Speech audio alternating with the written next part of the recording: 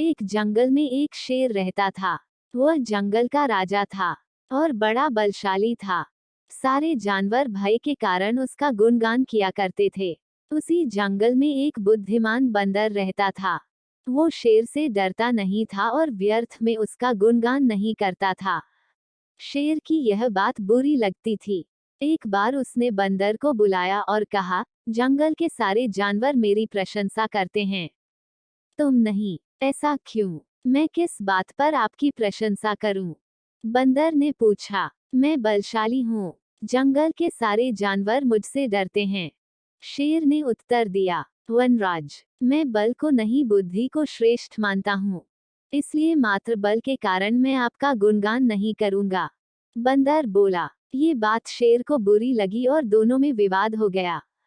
विवाद का विषय था बुद्धि श्रेष्ठ है या बल। शेर की दृष्टि में बल श्रेष्ठ था, किंतु बंदर की दृष्टि में बुद्धि।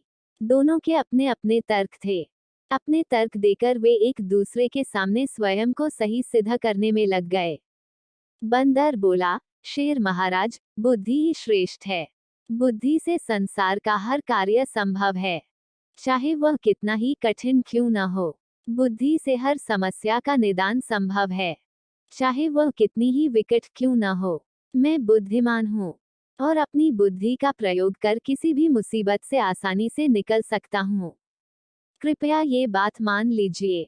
बंदर का तर्क सुन शेर भड़क गया और बोला, चुप कर बंदर, तू बल और बुद्धि की तुलना कर बुद्धि को श्रेष्ठ बता रहा है। बल के आगे किसी का जोर नहीं चलता। मैं बलवान हूँ और तेरी बुद्धि मेरे बल के सामने कुछ भी नहीं। मैं चाहूँ तो इसी क्षण इसका प्रयोग कर तेरे प्राण ले सकता हूँ। बंदर कुछ क्षण शांत रहा और बोला, महाराज, मैं अभी तो जा रहा हूँ, किंतु मेरा यही मानना है कि बुद्धि बल से श्रेष्ठ है। एक दिन मैं आपको ये प्रमाणित करके दिखाऊंगा। मैं अपनी बुद्धि से बल को हरा दूंगा। मैं उस दिन की प्रतीक्षा करूंगा जब तुम ऐसा कर दिखाओगे। उस दिन मैं अवश्य तुम्हारी इस बात को स्वीकार करूंगा कि बुद्धि बल से श्रेष्ठ है, किंतु तब तक कतई नहीं। शेर ने उत्तर दिया। इस बात को कई दिन बीत गए। बंदर और शेर का आमना सामना भी नहीं हुआ। एक दिन शेर जंगल में शिकार कर अपनी गुफा की ओर लौट रहा था। अचानक वह पत्तों से ढके एक गड्ढे में जा गिरा। उसके पैर में चोट लग गई। किसी तरह वह गड्ढे से बाहर निकला तो पाया कि एक शिकारी उसके सामने बंदूक ताने खड़ा है। शेर घायल था। ऐसी अवस्था में वह शिकारी का सामना करने में असमर्थ था। तभी अचानक कहीं से शिकारी पर पत्थर बरसने लगे। शिकारी हड़बड़ा गया। इसके पहले कि वो कुछ समझ पाता, एक पत्थर उसके सिर पर आकर पड़ा। वह दर्द से तिलमिला उठा और अपने प्राण बचाने वहां से भाग गया। शेर भी चकित था कि शिकारी पर पत्थरों से हमला किसने किया और किसने उसके प्राणों की रक्षा की। वह इधर उधर देखते हुए ये सोच ही रहा था कि सामने एक पेड़ पर बैठे बंदर की आवाज उसे सुनाई दी। महाराज, आज आपके बल को क्या हुआ? इतने बलवान होते हुए भी आज आपकी जान पर बन आई। बंदर को देख शेर ने पूछा, तुम यहाँ कैसे? महाराज, कई दिनों से मेरी उस शिकारी पर नजर थी। एक दिन मैंने उसे गड्ढा खोदते हुए देखा तो समझ गया था कि वो आपका शिकार करने की फिराक में है। इसलिए मैंने थोड़ी बुद्धि लड़ाई और ढेर सारे पत्थर इस पेड़ पर एकत्रित कर लिए, ताकि आवश्यकता पड़ने पर इनका प्रयोग शिकारी के विरुद्ध कर सकूं।